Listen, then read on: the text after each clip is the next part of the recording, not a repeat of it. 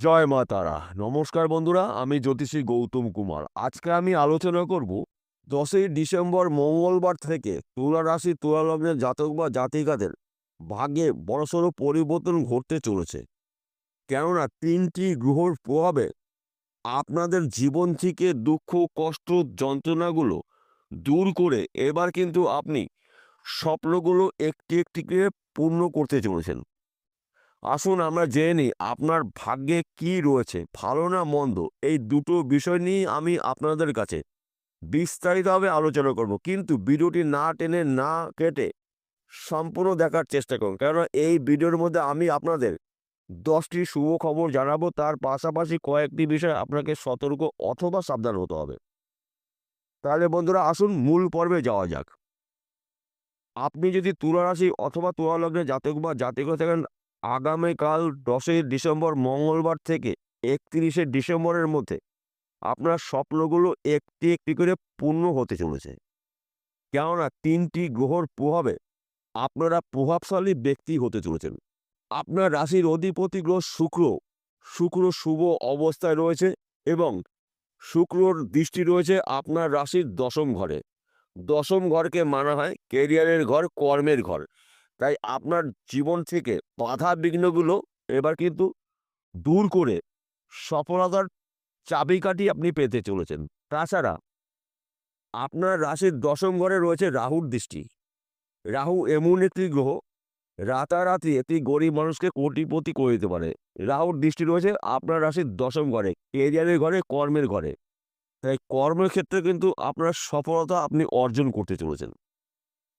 তার পাশাপাশি শুক্রর পরম বন্ধু যুবরাজ গ্রহ বুধ, বুধ কিন্তু 12ই ডিসেম্বর বৃহস্পতিবার বকরি ত্যাগ করে মার্গী হচ্ছে। অর্থাৎ বুধ প্রবল শক্তি নিয়ে আপনার রাশির 2য় ঘরে রয়েছে।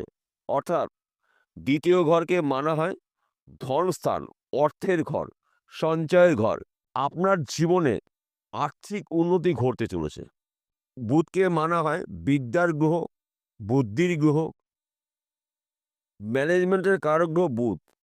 তাই আপনার কঠিন কাজগুলো কিন্তু এবার আপনি ম্যানেজ করে সহজেই করতে চলেছেন। এইবার আসুন আমি আপনাকে 10টি শুভ খবর জানাবো। 10টি শুভ খবরের মধ্যে প্রথম শুভ খবর, আপনার শরীর মন ভালো থাকবে। শত্রু নাশ।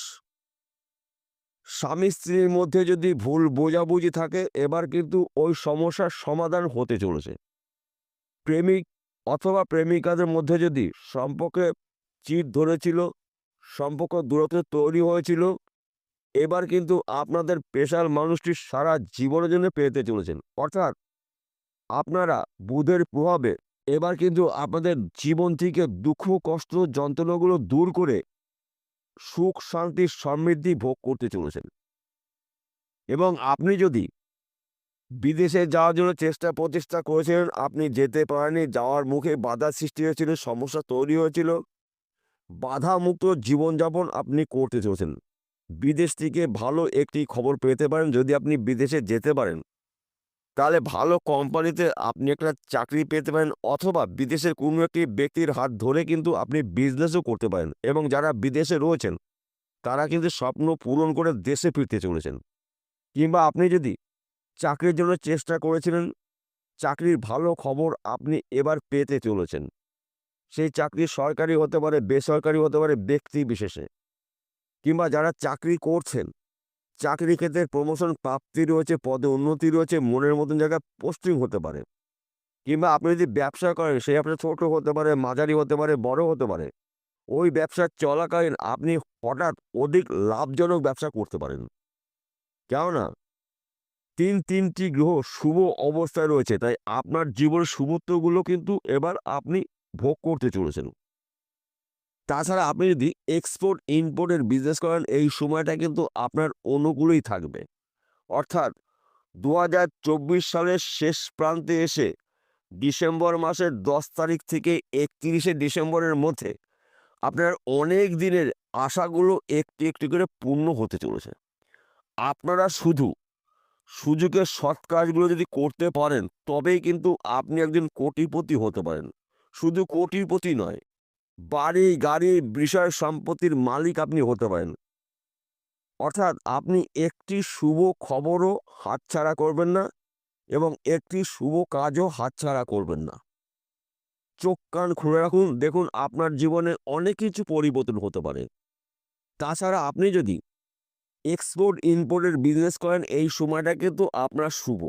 আপনার বিজনেস দেশে বা বিদেশে ছড়িয়ে যাবে, আপনার নামটাকেও ছড়িয়ে যাবে এবং আপনার এক্সপোর্ট ইম্পোর্টের বিজনেস কিন্তু আপনার জন্য সুখের চাবিকাঠি হতে চলেছে।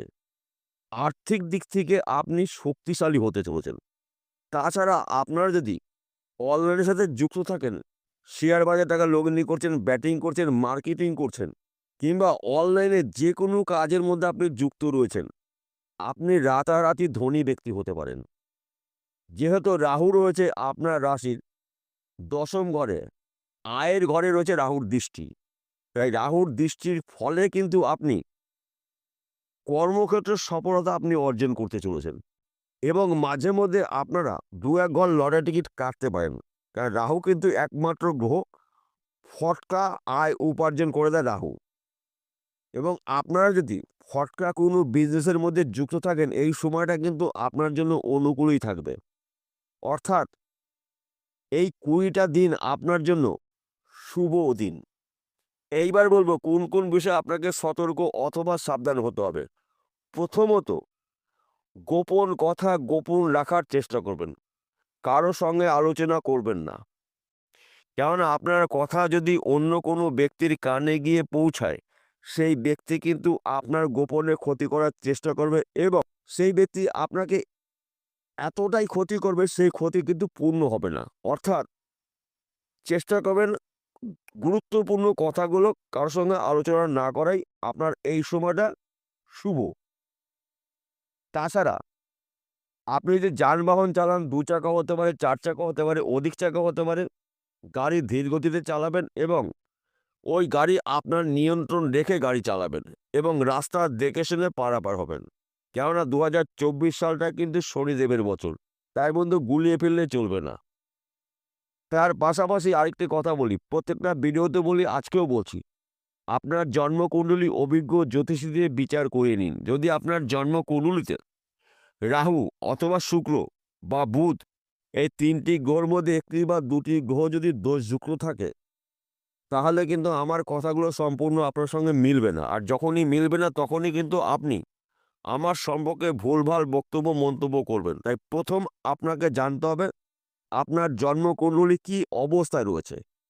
কেননা আমি যে আলোচনা করলাম সার্বিক রাশিফল, অর্থাৎ তুলা রাশির সাপেক্ষে কোন ঘরে কোন গ্রহরা দৃষ্টি দিয়ে রয়েছে এবং কোন ঘরে কোন গ্রহরা রয়েছে, এই বিষয়টা তুলে ধরলাম। কিন্তু আমি কোনো ব্যক্তির জন্মকুণ্ডলী নিয়ে আলোচনা করতে পারছি না। তাই কোনো ব্যক্তির ব্যক্তিগত এটা কিন্তু আলোচনা নয়। তাই তুলা রাশির জাতক বা জাতিকারা পৃথিবীতে কোটি কোটি রয়েছে, সবার জন্যই কিন্তু একই ফলাফল হবে না। কেননা প্রত্যেকটি মানুষের জন্ম মাস আলাদা, জন্ম বার আলাদা, জন্ম সময় আলাদা, জন্ম তিথি আলাদা, নক্ষত্র আলাদা এবং কাজগুলোও কিন্তু আলাদা আলাদাই হবে। বিষয়টা পরিষ্কার হলে নমস্কার বন্ধুরা, আবার দেখা হবে।